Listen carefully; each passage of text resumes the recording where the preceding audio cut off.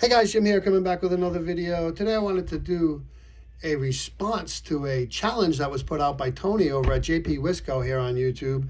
And what he wants people to do is show him cards that you can't buy on eBay currently. So that's what I intend to do. I thought it was a fun idea, and Tony's a great guy, so I just want to show my support for him.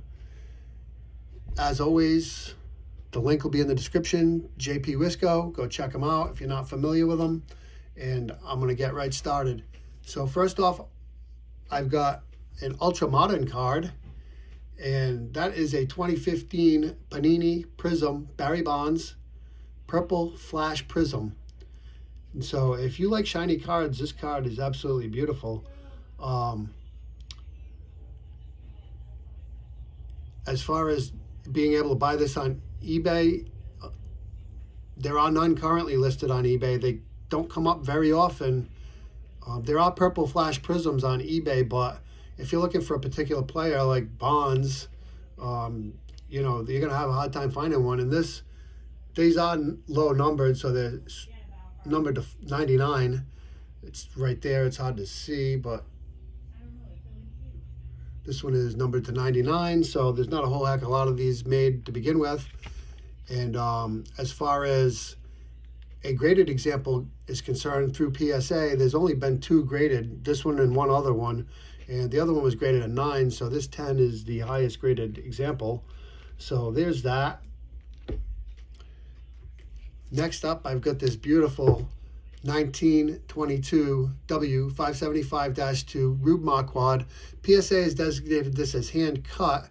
However, I was told by Dave Berg over at Blue Jacket 66 here on YouTube that these were not hand cut, these were machine cut, and I believe them because this definitely does not look hand cut. And it's a mystery why PSA designates these as hand cut, but they're not. Anyway, love this card. Picked this up a couple of years ago, and just a great image. I love every time I look at it. I just stare at it because it's just an old school looking card, and love the image there with Rube Marquard following through after he threw the ball. Got that old uniform there, and baggy pants and high socks, and the short little brim on the cap, and just a great card. Just really love this card, and happy I have it. As far as buying one of these on eBay, they do come up occasionally. Typically when they come up, it's going to be beat to hell, probably missing a corner or two or more, stained, just beat up examples is what I see when I look for these cards. If they, like I said, if they even come up currently, you can't find a Rube Marquard from this set, but once in a while they do show up. As far as the graded examples go, these are blank back, by the way. As far as the graded examples go, this being graded a 5 is the highest grade that has ever been graded on these, so there's that. So love that card. Next, I'm going to show a card I just picked up this week. And you've probably never seen this card before, and I'm sure you probably never even heard of this player. So this is a 1949 through 1960 Acebo, Manuel Hidalgo. So this is a Cuban card, and you see there it says Richard Merkin collection. So if you're not familiar with Richard Merkin, he actually was an artist, a very famous artist actually. And he was a very eccentric man. He collected many things. Among them were Negro League and Cuban League baseball cards. He had quite an extensive collection. He also collected all kinds of paper goods, photos, vintage magazines, just all kinds of, he had just a vast collection of many different things. And so this came from his collection, the Richard Merkin collection. And the player is Manuel Hidalgo. Probably never heard of him. He never played in the major leagues. He played, I think 12 seasons, and 8 of those were in the Cuban League and Mexican League, and then he played 4 seasons in the minor leagues, um, but never made it to the major leagues. And there's the card.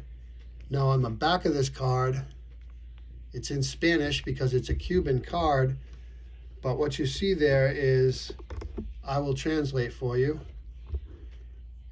and it says, come to the game, I'm sorry, it says, come to the Gran Stadium in Havana from April 6th. Enjoy watching the Havana Cubans play, champions of the Florida League. And when buying matches, ask for the best ones of Acebo Isia. So that's that translated. And just picked up this card because, number one, it's from a very, very tough set to find. This one is graded authentic. I'm not sure why. SGC usually puts on the, this is an old flip, but I thought they usually put on there the reason for the authentic. But I do think that this may have been trimmed, or I'm not sure if it's hand caught and it's not the right dimensions, or maybe it was trimmed. I don't know. It doesn't really matter. It's a great looking card. It's a very rare set, very tough to find, and it was from the Richard Merkin collection. So add all that up, and very happy to have this, and it will be in my collection for a very long time. So last but not least, I just showed this card when I did my SGC submission reveal from the National, and this is the 1922 Nielsen's Chocolate V61 Jake Dorbert, and this is the Type 2. And so again, you can find 1922 Nielsen Chocolate cards on eBay. You will not find a Jake Dorbert. Very, very tough to find. And as far as graded examples go, this is the only one that SGC has ever graded. So you're not going to find one in an SGC slab either. If you're lucky, you might find a raw example. But there are Nielsen Chocolate cards on eBay, but there are no Jake Dorberts. And just wanted to take a few minutes to talk about Jake Dorbert because he was a great player, man. He had a career 303 batting average, 2,326 career hits in his 15-year Major League career. He played 6 seasons with the Cincinnati Reds. He played 9 seasons with the Brooklyn Dodgers. And he's in both of those teams' Hall of Fames. He was a 2-time batting champion in 1913 when he batted .350, and in 1914 when he batted .329, and he was a World Series champion in 1919. And so he was also the 1913 National League MVP, and he was nominated by Baseball America to the All-American team 7 times, basically the equivalent to the All-Star team, but they didn't play games. It was just a nomination and an honor. Great fielder, had a career .991 fielding percentage, and not in any one season was he ever under a .989 fielding percentage. And he still holds the National League record for most bunts in a career. And I think it's like 357 or 397. I forget the exact number, but it's right around there somewhere. And he is the National League record holder in that category still to this day, which is pretty amazing. And